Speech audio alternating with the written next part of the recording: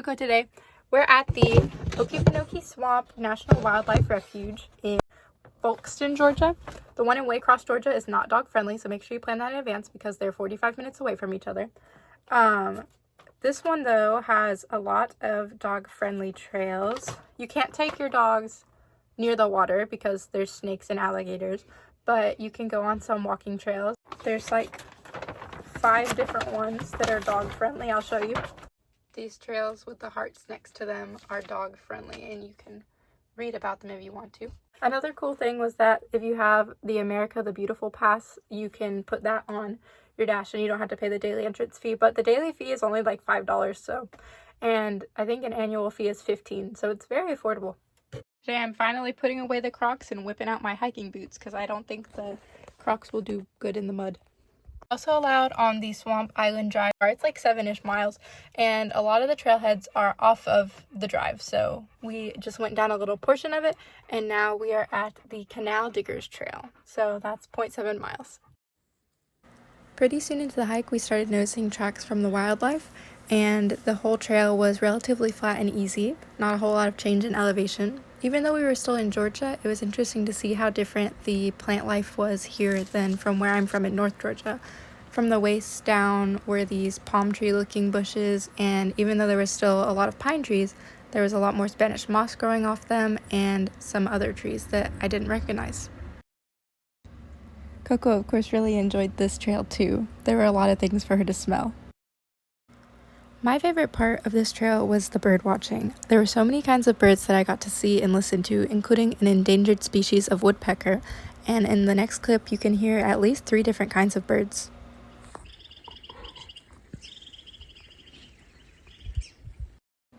There were also a lot of things to look at on the ground like mushrooms and lichen, and that was the end of the Canal Digger Trail.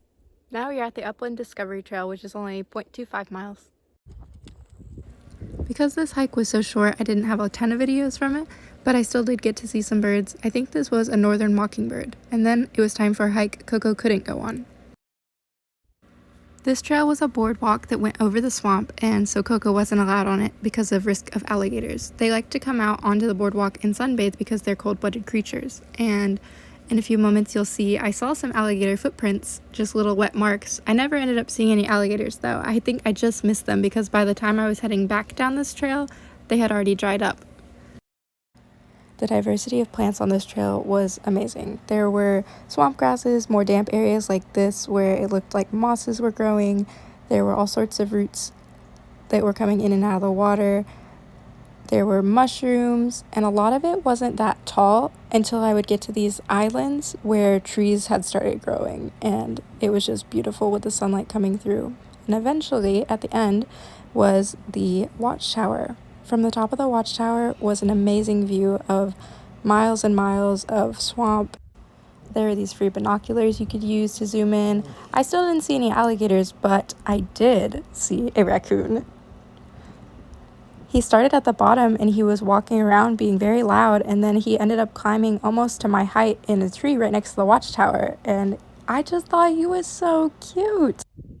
And because this was an in and out trail, I just went back the same way I came, and that was the end of my time at the Okefenokee Swamp. My diesel tank was leaking. I replaced it with this metal one. It had a clear plastic tube that ran from here to here. Clear plastic tubes tend to not be diesel safe, so the diesel started leaking everywhere, which is not ideal. So I went and got these bolts and O-rings, and I've already replaced one of them, and now I am putting the other one in, but hopefully this fixes my diesel leaking problem once and for all, because in my original tank it dissolved. So second time is a charm. 2.5 time, I guess.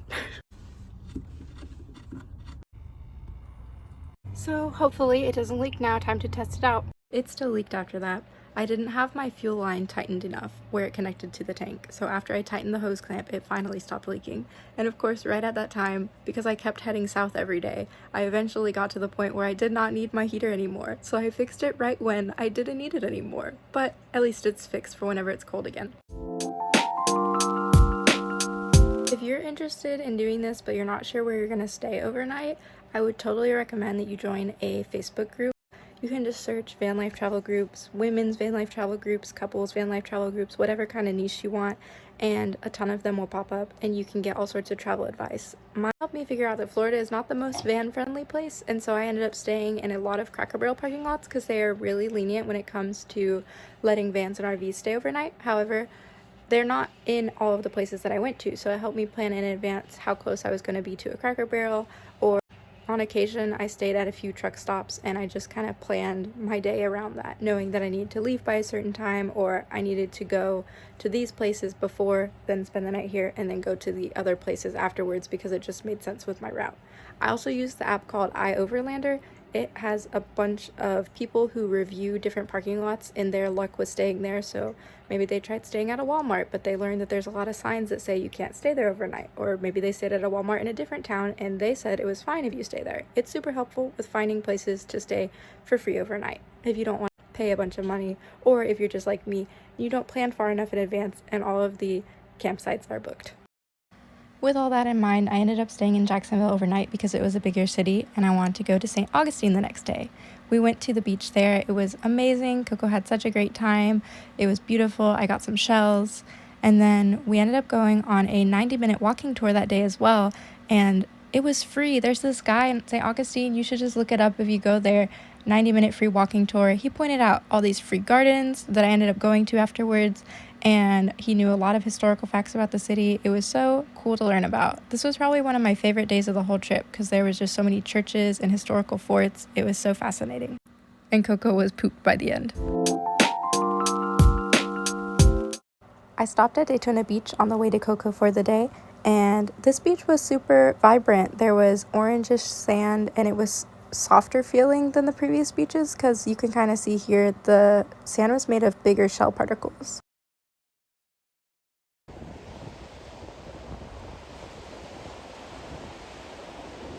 When I got to Cocoa Beach later that night, there was a potential rocket launch happening, and I had never seen a rocket launch before. The weather was perfect, there was a full moon, it was super bright out, and then people started gathering up, and we ended up waiting for many hours into like 3 in the morning. Never ended up launching, but it was so cool to be surrounded by so many people who were all excited about the rocket launch. And I did drink hot cocoa at Cocoa Beach with my dog Coco. So I'd call it a win. I was very tired the next day, so I ended up sleeping in quite a bit, and then I decided I don't want to do anything too crazy. I'm just gonna drive as far south as I can because my goal originally was to get to Key West, and so I ended up driving 4 hours until I was at Miami. I just spent the night and then I kept on driving down to the Keys the next day. The Keys are actually especially not van friendly because they're so tightly monitored by the police because they're pretty small islands. So we did not end up finding a place to stay overnight. However, we did go to Key Largo for the day, and it was so beautiful. We decided we would just come back to Key West at a different time, but this was totally worth it. They had a beautiful free park with kind of a half man-made, half natural swimming hole, and I didn't go swimming because it wasn't quite that warm, but I did stick my toes in. Coco loved it. It went right out to the real ocean. It was very, very fun.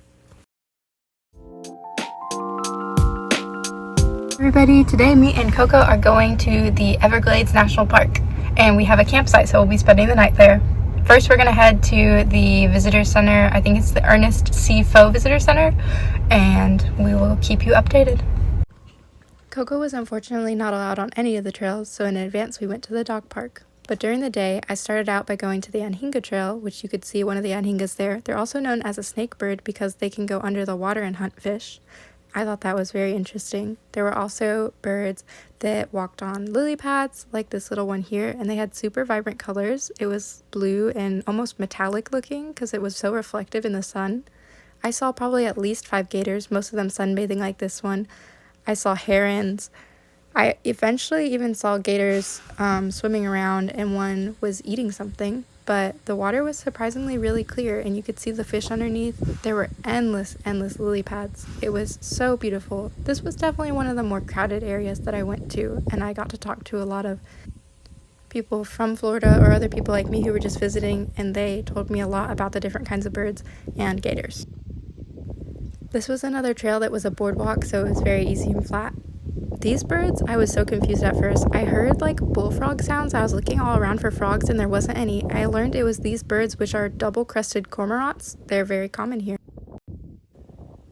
And then this video is of the snake bird. If you look really close, because it's black, it kind of blends in with its background. But because they can go underwater, their wings aren't waterproof and they have to dry out their wings to be able to fly later on. And at first I was thinking, why are there so many more big birds here in Florida than where I'm from? And then I was thinking, well, it is kind of the middle of winter and it was in the 70s here, and I thought maybe a lot of birds had migrated down here for the winter. This was that video of the alligator eating. I don't know if he actually had caught anything or if he was just eating grass, but it was super cool either way. There was a lady who walked by though and she was not having it. She was very freaked out, and I thought that was valid. If the alligator got up on the boardwalk, I would have been freaked out too. And then here's when I saw a gator swimming. There were also a lot of lizards here. I remember when I was stopping at one of the rest stops, like when I had first gone to Florida, there were just lizards probably bigger than my hand or foot just running across the ground. I thought that was so interesting because where I live, the biggest lizard I've ever seen is probably like as long as 1 or 2 of my fingers, and it was a little green lizard, so I just thought that was fascinating. But this is the second trail I went on. I saw these cute fat brown birds. I have no idea what kind of bird they are, but they were so round. And this was a really interesting jungle-like forest again. It had these trees with peeling bark that I had never seen before in Georgia, and it was really dense, and when I walked into the forest, the temperature changed because it was so much more humid. So I had done the Anhinga, the Gumbo Limbo Trail, and then this was the Mahogany Hammock Trail, which was similar to the Gumbo Limbo Trail, except this one was on another boardwalk, whereas the other one was on just the flat ground. So I went over some more swampy marshlands, and then eventually entered into a forest again. After all that walking, I was very tired, and Coco definitely needed to get out too, so we went to the campsite for the night. I am so grateful that we did. They had a great price, and it included showers, bathrooms, a dump station, and fresh water. So then finally we went to Sanibel Island. There was this cool old lighthouse on the beach and lots of nice facilities. There's supposed to be a lot of shells here. It's supposed to be one of the best places in Florida to get shells, and I totally agree with that. I got some really cool shells. Really appreciate the facilities here, and me and Coco had a great time. That was us exploring Florida, and I really want to go back